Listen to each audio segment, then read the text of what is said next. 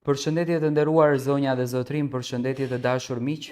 Ja ku po takohemi sërish së bashku në kanalin ton për të ndarë një histori shumë të dhimbshme. Ju keni dëgjuar çuditërisht më përpara, por edhe në vitet e fundit ndodhin këto fenomene që po nuk pate kalamo, do marr buri një grua tjetër për të ndërtuar familjen dhe do ndërtoj familjen dhe këto gratë e para fatkeqësisht mbesin si të parespektueshme në këtë familje. Dhe historia që unë do të ndaj me ju është historia e zonjës Sebahat.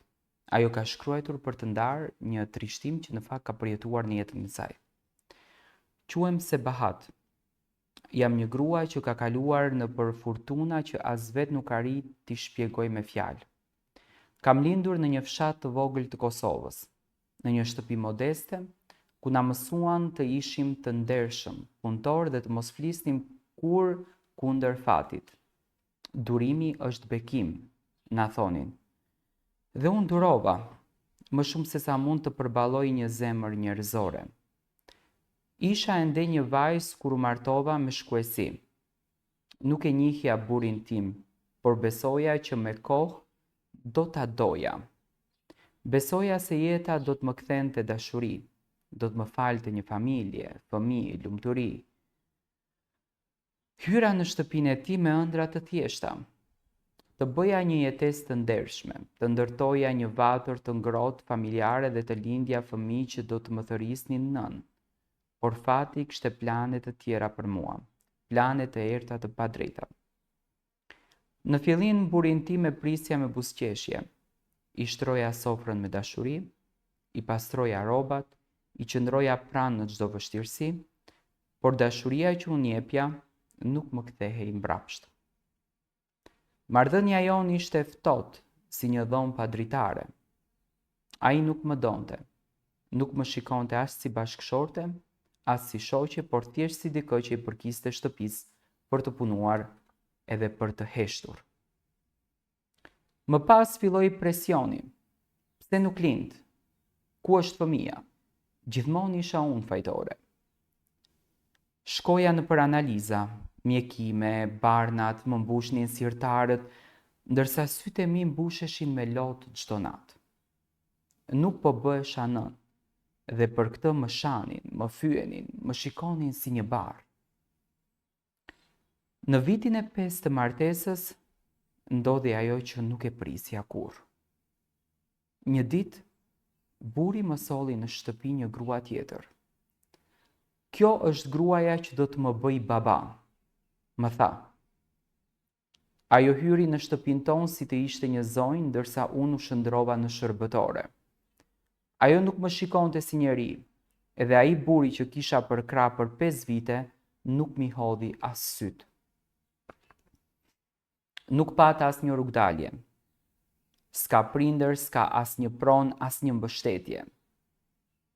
Vetëm një motër të martuar larg, që nuk doja ta shqetësoja. U detyrova të qëndroja në atë shtëpi. I pastroja, i ushqeja, kujdesesha për të dy. Për gruan që më zuri vendin dhe për burin që nuk më pa kurrë si bashkëshorten e tij. Kur ajo mbeti shtatzën, unë isha ajo që i përgatitja supën e ngrohtë, i fshija djerset nga balli kur kishte të përziera, i rregulloja rrobat e fëmijës që do të vinte në jetë. Çdo ditë më dukej një dënim më shumë.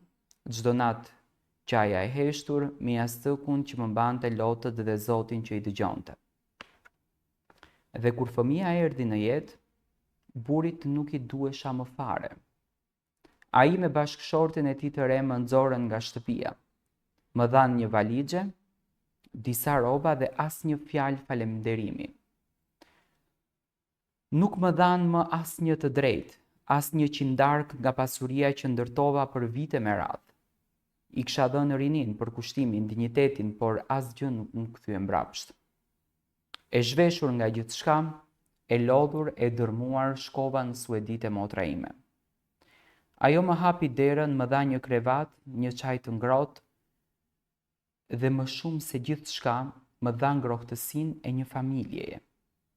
Ajo nuk më pyeti se çfarë kisha sjell, por më tha, ti ke nevojë për dashuri. E ajo është këtu. Por koha kalon dhe unë nuk mundem të jem përgjithmonë e varur në derën e dikujt, sado që ajo të jetë motra ime. Kam nevojë të ndërtoj një jetë për vete, dua të kthehem në Kosovë, të marr me qira një dhomë, të gjej ndonjë punë të ndershme, të mbaj veten me dinjitet. Dua të ndjej për herë të parë se po jetoj për veten time dhe jo për të tjerët. Nuk e di çfarë më pret atje, por di që nuk do të dorëzohem. E di që kam ende për të dhënë, jo si grua që pret të jetë nën me çdo kusht, por si një njeri që meriton respekt, paqe dhe një copë jetë të vetën.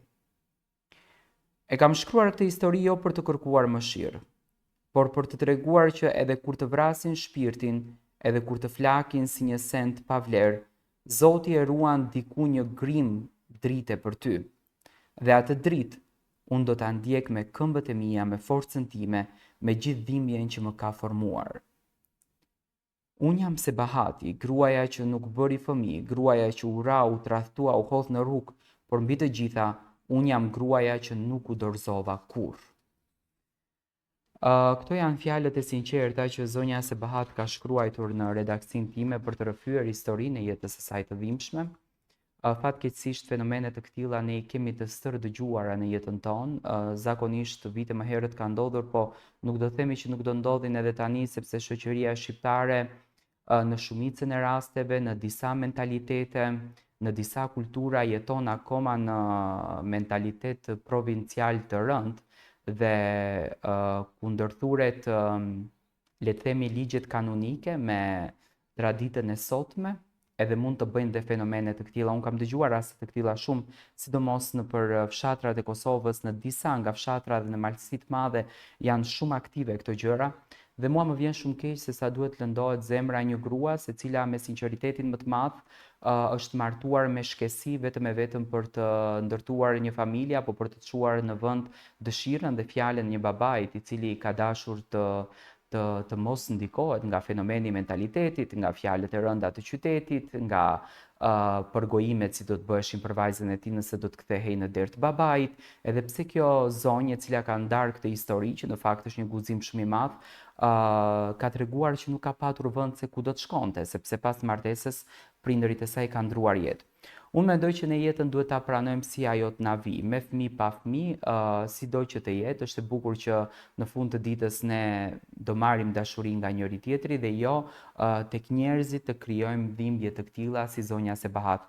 Unë uroj që me zemër zonja Sebahat të kthehet në Kosovë edhe të rindërton jetën e saj, sepse nga kjo letër unë jam shumë bindur që shumë gra të cilat do të dëgjojnë historinë e zonjës Sebahat do gjejnë forcën për të qenë më të sigurta në vete dhe t'ia dalin ban.